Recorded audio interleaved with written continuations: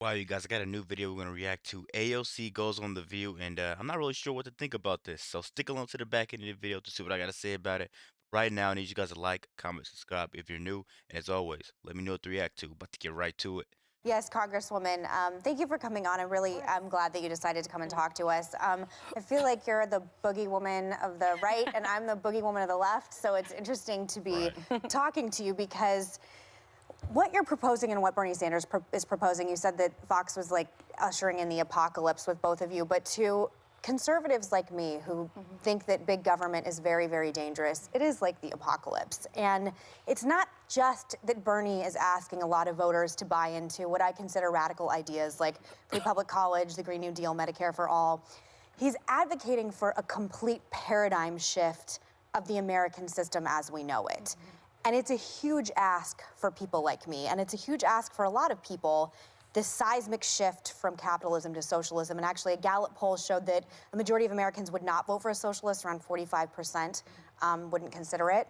So what do you say to that? It's not just that it's a political, I think there's a lot of Republicans who would be more comfortable with a Biden or with a more moderate. What do you say to someone like Well, me? one is, when you pull these abstract ideas, it's one thing, but the majority of Americans would vote for Bernie Sanders. And that's because of his record, because of his commitment and his policies. But also, I think, I think there's one story that's not really being told here is what's actually happening on the ground in America. Do you know what percent of American workers make less than $40,000 a year?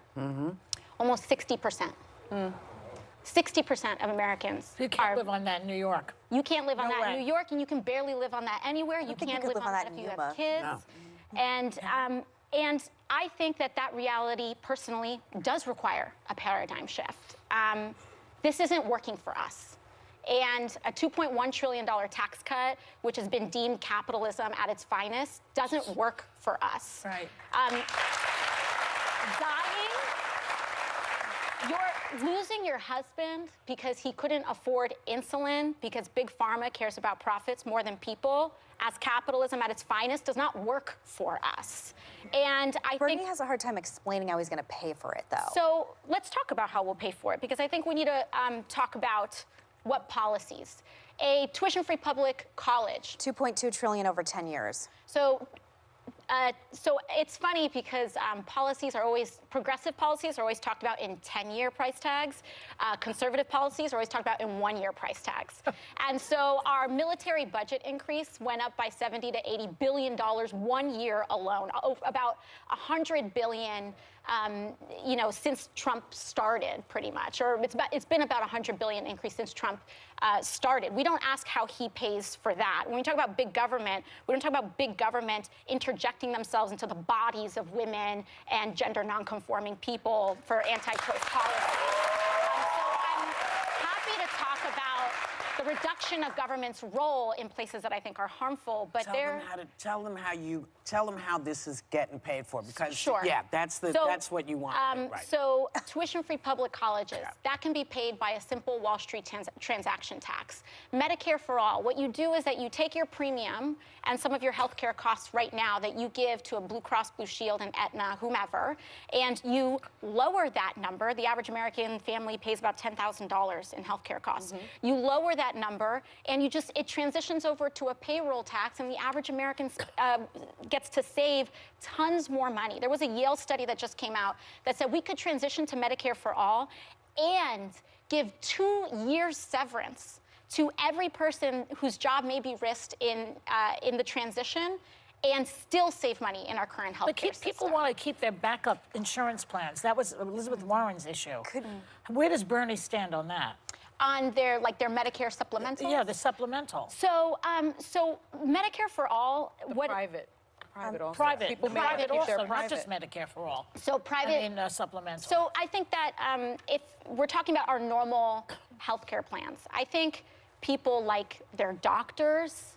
I don't know if people love Blue Cross Blue Shield. And I think that when we expand our healthcare system, when we lower the price of prescription drugs, when we guarantee healthcare as a right in the United States of America, just as every other developed country in the world does, we will be in a better place. Congresswoman, I don't think we're going to find a middle ground on this, so do you mind if we move on to the next subject, which we might be able to find a little more middle ground on? So I want to talk about the Bernie bros. The one thing that connects women on the left and women on the right, I have found at least a lot of guest hosts, a lot of guests that have come on over the 3 years I've been here, is the abuse that we have all been subjected to by Bernie bros. It is by far, of anything I've ever done in my entire life, the most violent, the most misogynistic, the most sexist, the most harmful. My mother has cried over doctored photos Bernie brothers have sent me, and I'm just one story. He has a real problem, and I don't think that he's doing enough to tamper it down. If it were anyone, I'd say this has no representative of me. It's disgusting, it's vitriolic, and every time I see him talk about it, he's like, doesn't represent me, move on. You're an extremely powerful woman. How do you feel that he's attached to this deeply misogynistic, and I would go so far as to say violent, sector of people? Yeah, you know, and I think internet culture can often be very toxic, and whether we are cognizant of it or not, it nearly always concentrates on women, people of color, queer people. Definitely. And we experience the brunt of it. And I think, you know, I think that to a certain extent, you know, we have to always reject hate, reject vitriol, and denounce that kind of behavior.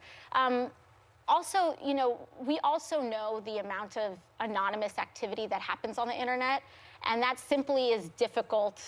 It is difficult to control. When you have like a, you know, a Twitter handle with a bunch of numbers on it with 2 followers that are lobbying vitriol at you, we don't know where that comes from, but I know that it doesn't. Do you think he's done enough to try and stop it?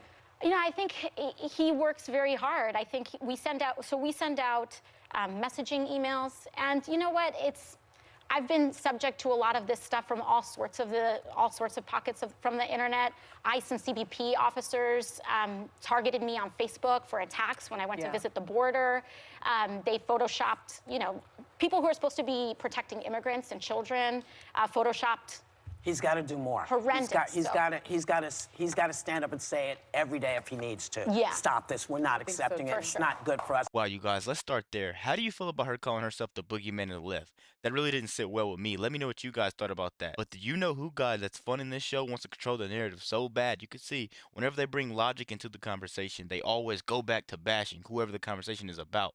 I really don't like that. They always do it whenever they're talking about Trump. They go to bashing whenever people brings in facts. And she did it now, right back to bashing Bernie. Let me know what you guys think about the video. Be sure to like, comment, subscribe if you're new. As always, let me know what to react to.